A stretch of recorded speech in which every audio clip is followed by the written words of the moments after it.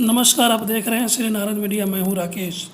बिहार के उप मुख्यमंत्री सुशील कुमार मोदी ने कहा है कि 40 साल पुराने कानून के स्थान पर बदले संदर्भ में प्रवासी श्रमिकों के लिए नया कानून बनाने की ज़रूरत है।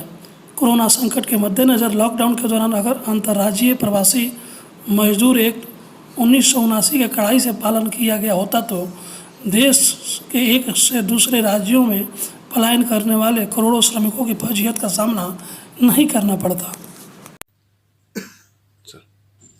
मित्रों, आज से करीब 41 साल पहले inter state migrant labour act बनाया गया था, जो अंतर्राज्यीय जो प्रवासी मजदूर हैं उनकी सुविधाओं को ध्यान में रखकर ये 1979 में कानून बनाया गया था। इसमें प्रावधान किया गया था ये जो प्रवासी मजदूर हैं उनके चिकित्सा की मुफ्त व्यवस्था की जाएगी, उनके रहने के लिए पर्याप्त जगह दिया जाएगा। वो घर अगर आना चाहेंगे तो साल में एक बार उनके आने जाने का खर्च वहन किया जाएगा। उनको अन्य प्रकार की भी अनेक सुविधाओं का प्रावधान किया गया था। लेकिन 1979 में यह एक्ट बनने के बाद आज तक कभी प्रभावी तरीके से यह कानून लागू नहीं हो पाया। अगर अन्य राज्यों में रहने वाले उद्योगपतियों ने और अन्य लोगों ने अगर इस कानून को ठीक से पालन किया होता तो बिहार और देश के अन्य राज्यों के करोड़ों मजदूर जिस तरह से उनकी दुर्गति हुई है पिछले 2-3 महीनों के अंदर, वो शायद स्थिति नहीं आई होती। तो इसलिए मैं भारत सरकार से और सभी राज्यों से भी अपील करूंगा कि इंटर स्टेट माइग्रेंट एक्ट जो है 1979 का, इसके स्थान पर नए कानून को बनाए जाने की आवश्यकता है। और जो नया कानून बने इसके अंदर प्रत्येक जो प्रवासी मजदूर है उसका यूनिक आइडेंटिफिकेशन नंबर होना चाहिए। हर एक मजदूर को जिस तरह से वन नेशन वन कार्ड से जोड़ा जा रहा है, उसी प्रकार उसका ईपीएफ यानी राज्य कर्मचारी बीमा जो ये ईपीएफ स्कीम है, प्रोविडेंट फंड, ईएसआईसी जो एम्प्लॉय स्टेट इंश्योरेंस कॉरपोरेशन है ताकि उसका इलाज वगैरह हो सके, लेबर सेस यानी जो कंस्ट्रक्शन वर्कर हैं उनका निबंधन अगर एक राज्य में हो गया तो देश के किसी भी राज्य में अगर वो जाते हैं तो वो निबंधन उनका बरकरार रहे।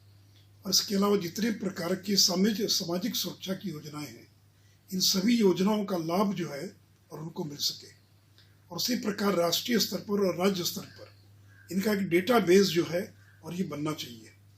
और इसलिए और अगर ये नहीं बनेगा, अगर इस तरह का कानून अगर नहीं बनता है तो जो प्रवासी मजदूर हैं उनके लिए बड़ा कठिन हो जाएगा। इसलिए मैं देश के सभी राज्यों से अपील करता हूँ, देश की केंद्र सरकार से भी अपील करता हूँ कि ये 41 साल पहले बना जो अंतर्राज्यीय प्रवासी मजदूर कानून है उसको रद्द कर उसके स्थान पर बदली हुई स्थिति में, बदले हुए संदर्भ में और एक नया कानून बनना चाहिए जिसके अंदर वो सारी चीज़ें हों जिससे प्रवासी मजदूर के हित जो हैं वो सुरक्षित रह सके। पुराने कानून में एक और प्रावधान था कि जाड़े के दिनों में उसको गर्म कपड़ा मालिक को उपलब्ध कराना है।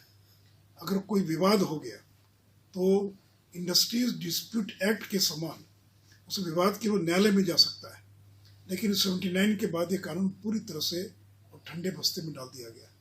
इसलिए मैं उम्मीद करता हूँ कि बदले हुए संदर्भ में जो प्रवासी मजदूर हैं इन्होंने ये दिखा दिया कि श्रम शक्ति जो है, मजदूरों की जो ताकत है और प्रवासी मजदूरों की ताकत है, उन्होंने अपनी ताकत का एहसास करा दिया है। और आज उसी का परिणाम है कि देश के अनेक राज्य जो औद्योगिक राज्य हैं आज वो परेशान है कि उनके पास लेबर नहीं है। अगर उन राज्यों के उद्योगपतियों ने अगर लेबर की ठीक से चिंता की होती तो आज स्थिति कुछ और हुई होती। इसलिए inter state migrant labour act जो है इसको पुराने एक्ट को रद्द कर इसके स्थान पर नया कानून बनाए जाने की आवश्यकता है।